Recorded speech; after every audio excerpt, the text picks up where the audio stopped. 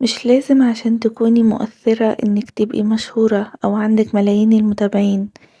في بنات وستات مؤثرة جدا في بيتها وفي عيالها وفي نفسها. التأثير مش بالصوت العالي ولا بالفلوس، التأثير ان وجودك يسيب اثر حلو. انا هبة مامة غزل وده محتوى من القلب. يلا بينا نبدأ.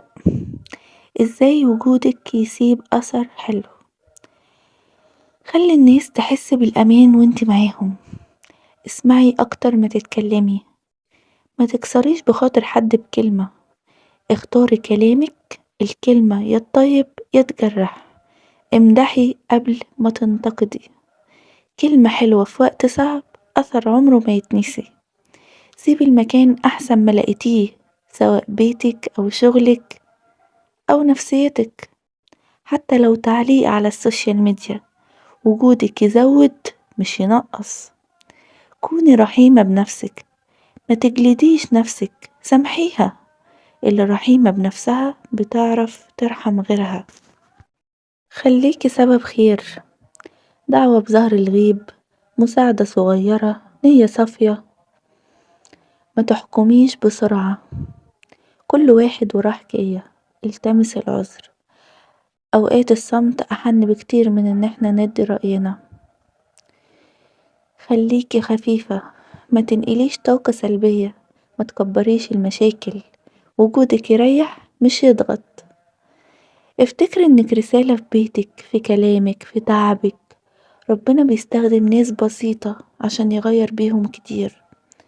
اعتذري لو غلطتي، الاعتذار مش ضعف، ده احترام لنفسك. وقبل كل ده لازم تبدأي بنفسك، تهتمي بنفسك حتى لو 10 دقايق. اقري، اتعلمي، صلي. اللي مش قادرة تأثر في نفسها مش هتأثر في حد. خلي كلامك يكون أفعال، ما توعديش كتير، قولي القليل واعمليه. الوعد الصغير المتنفذ أقوى من كلام كتير فاضي. اعملي قبل ما تتكلمي، خلي فعلك هو اللي يشرحك. الناس تصدق اللي بتشوفه مش اللي بيتقاله خلاص.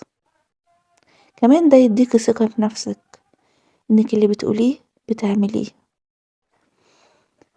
كوني قدوة لأولادك أو لإخواتك، ما تديش أوامر وخلاص. تأثيرك يبدأ من بيتك، كلمة حلوة لجوزك، حضن لابنك، احترامك لنفسك. أكتر ست مؤثرة هي اللي بيتها مطمن. سيبي أثر حتى لو بسيط، نصيحة، دعاء، ابتسامة. كل ده أثر وبيفرق كتير.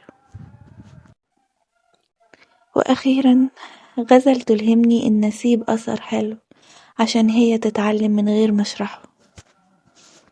لو وصلتوا لحد هنا ما تنسوش اللايك وتشتركوا في القناة، واستنوني في فيديو جديد.